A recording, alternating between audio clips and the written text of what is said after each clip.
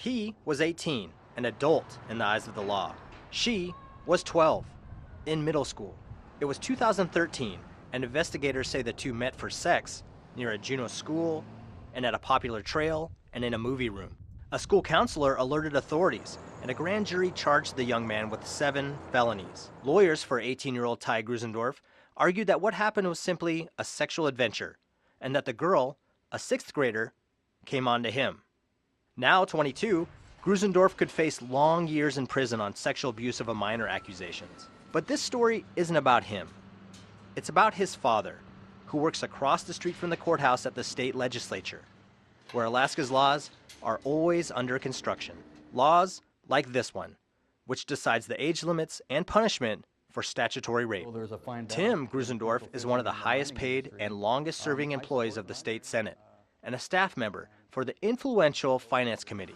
KTUU has learned that earlier this year, on multiple occasions, Grusendorf met with lawmakers or their staffers, urging them to change the law in a way that could have aided his son's case. Mr. Grusendorf talked to me, and I'll say that he is a constituent. He's also an employee with the Senate Finance Committee.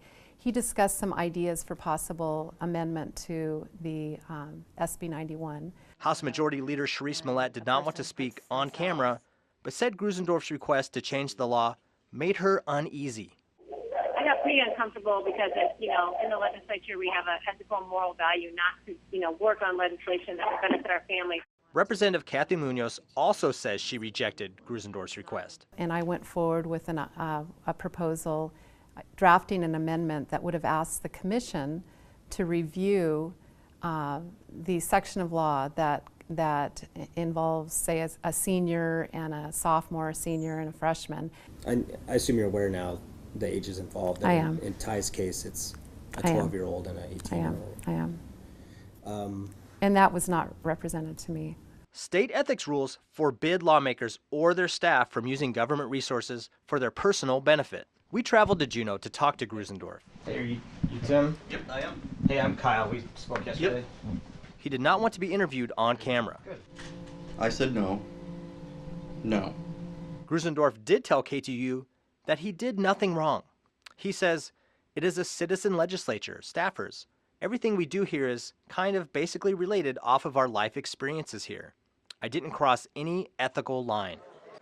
For all his efforts, Grusendorf was unable to change the law. The sweeping crime bill passed without his proposed amendments. As for the criminal case that began all the trouble, a judge threw out the charges against Grusendorf's son in July after the legislative session was over, based on inadmissible evidence that was shown to a grand jury.